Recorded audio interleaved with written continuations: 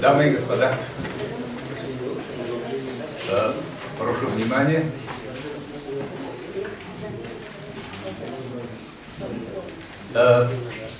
Позвольте, воспользовавшись правами принимающей стороны,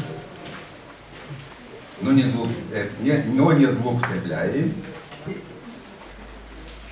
объявить форум представителей общественных организаций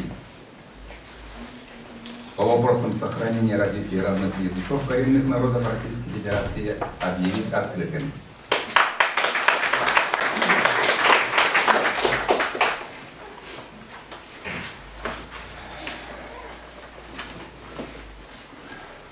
Я думаю, что как всякий солидный, претендующий даже на солидность форум, как бы должен быть облечен в определенные организационные формы. Для этого, безусловно, нам надо избрать какие-то рабочие органы, которые бы отвечали за тот или иное направление деятельности. Ну, прежде всего, я как бы предлагаю вот президиум, мы, так сказать, в оргкомитете, так сказать, поговорили, обсудили этот вопрос. Нас бы устроил принцип сопредседательства. Принцип сопредседательства я предложил бы со стороны, может быть, Чувашской Республики я, может быть, буду вести, а как бы я рядом бы предложил, если не будете возражать, поскольку мы тесно сотрудничаем с татарской стороной представителя Татарстана Лутфуллина Марата. Кто-нибудь возражает? Возражения не будут, потому что он действительно как бы специалист в этой области. Я думаю, что ваши аплодисменты нужно воспринимать как одобрение, так сказать, моего предложения. Я прошу вас. Кроме того,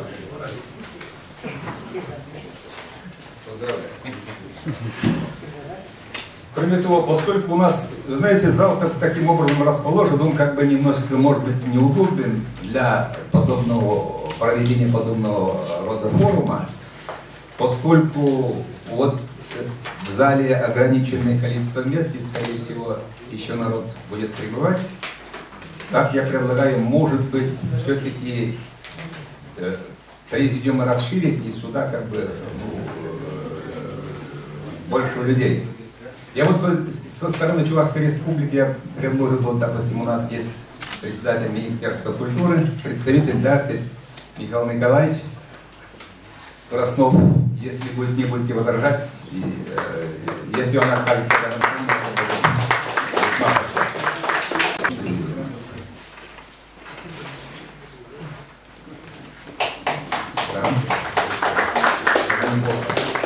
еще, может быть, еще кто будет, как бы, Мария, тот ближайший, у нас республика. Господин Козлов. Поступило предложение, а вам придется, так сказать, как бы согласиться с мнением аудитории. Пожалуйста.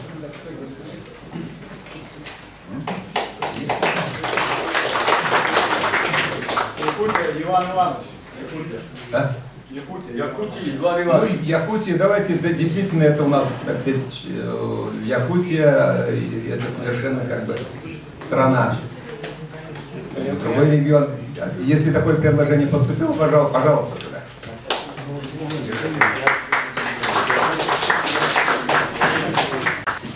Ну, безусловно, можно весь зал сюда посадить. Я думаю, что здесь мы, так сказать, только с президиум полсъезда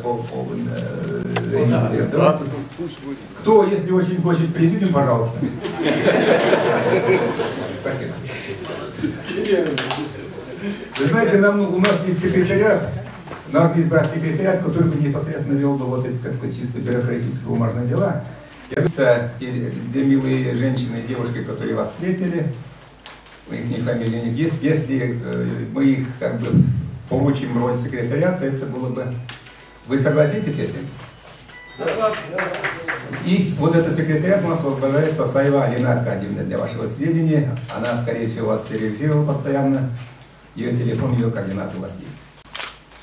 Следующий, конечно, мне представляется очень важный орган для нашего форума. Это, безусловно, редакционная коллегия. Или комиссия. Редакционная комиссия. С этим могут возникнуть сложности, поскольку вот эти итоговые документы, которые бы, проекты итоговых документов, которые мы вам раздали, я очень надеюсь, что у вас они на руках, их готовили определенные круг лиц, которые как бы хорошо ориентируются в этих вопросах. Если, допустим, я предложил состав редакционной комиссии по выработке или по корректировке тех решений, которые мы будем принимать, если бы я предложил, допустим, господина Фандаса Софиуллина,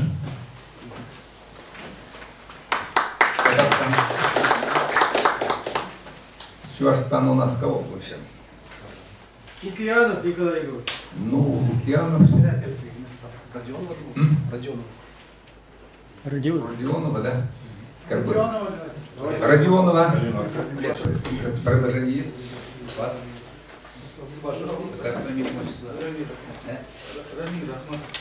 Рамиль Рахматов, Башкортостан, Мариэлба. Потому что, почему, кстати, я вот эту кандидатуру я как бы навязываю? Потому что нам, скорее всего, с Якутией будет очень сложно связываться.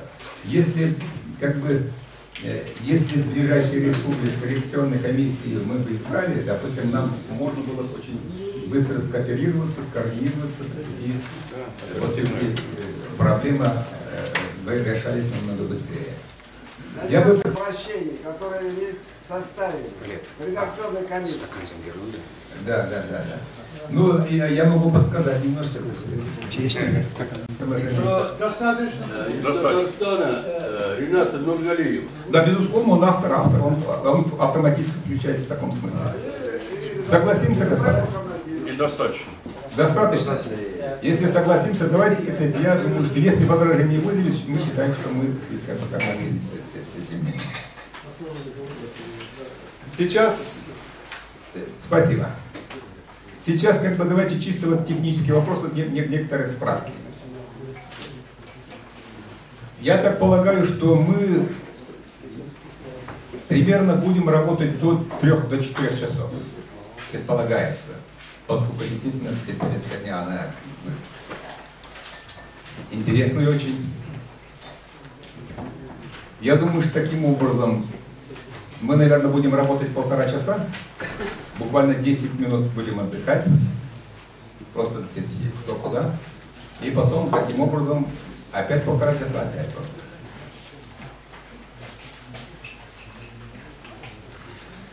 Это первое. Второе. Я думаю, что надо работать без обеда.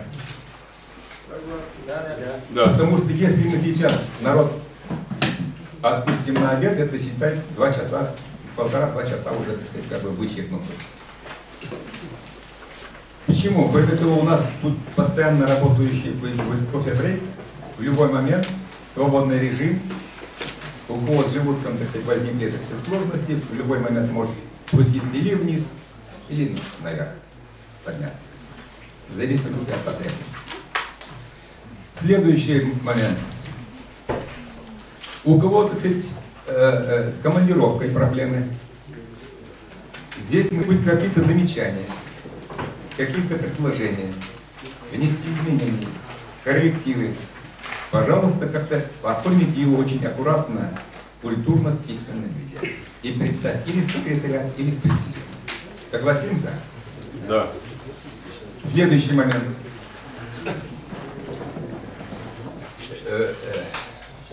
Я думаю, что надо установить такой определенные временные рамки для выступающих. Докладчикам, скорее всего, мы, наверное, предоставим до 20 минут максимум. 15-20 минут. Да?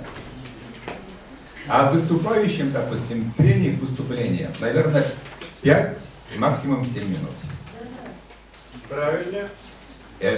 Вот это предложение, у вас какие-нибудь возражения вызовет? Нет. Господа? Будем считать, что мы, кстати, согласимся с этим, да? Если 20 минут, то 5 часов у нас будет заседание. Да, у нас да.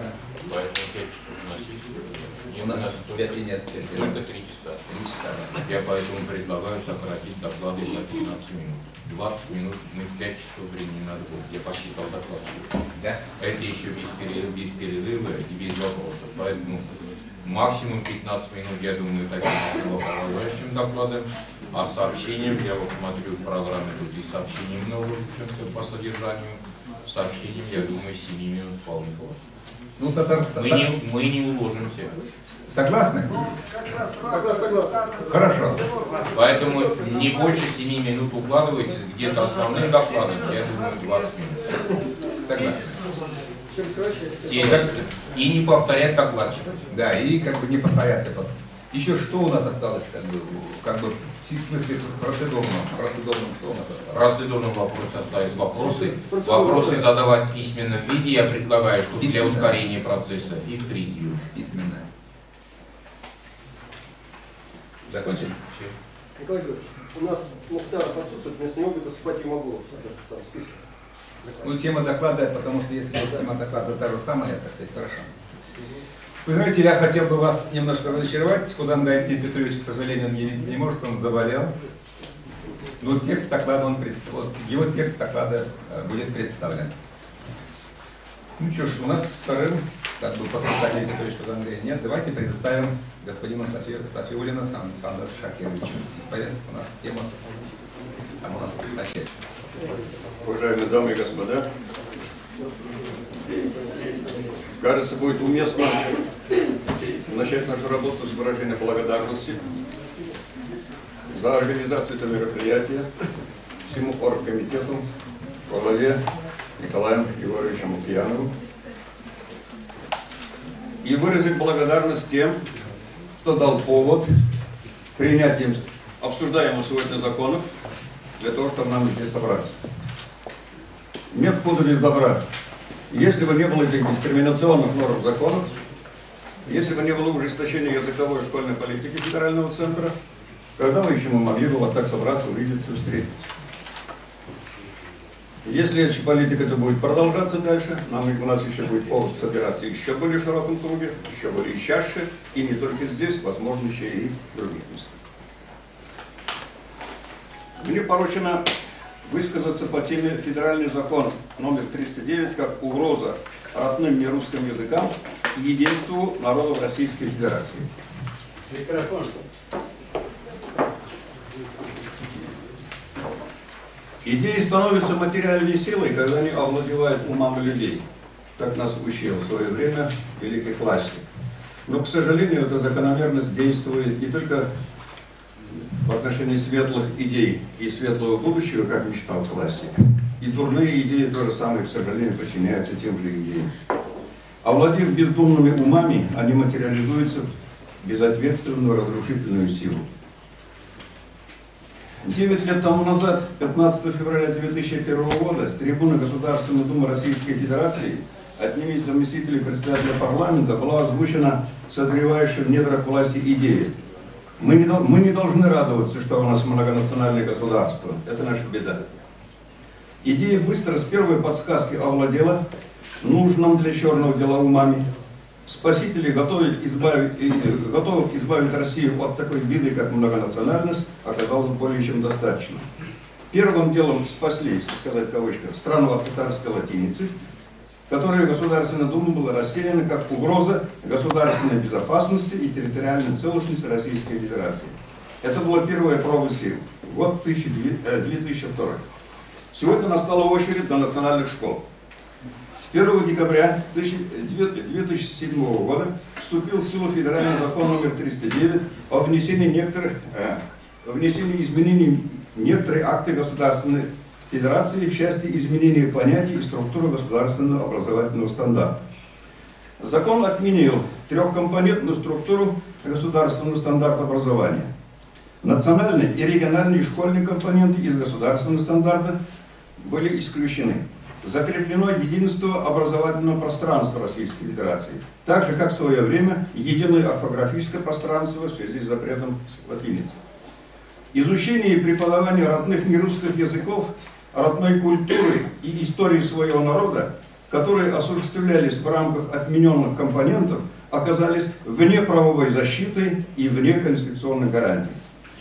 Первым шагом по реализации закона номер 309 и фактически смертным приговором национальным школам стал запрет государственной итоговой аттестации обучающихся ЕГЭ на родных нерусских языках.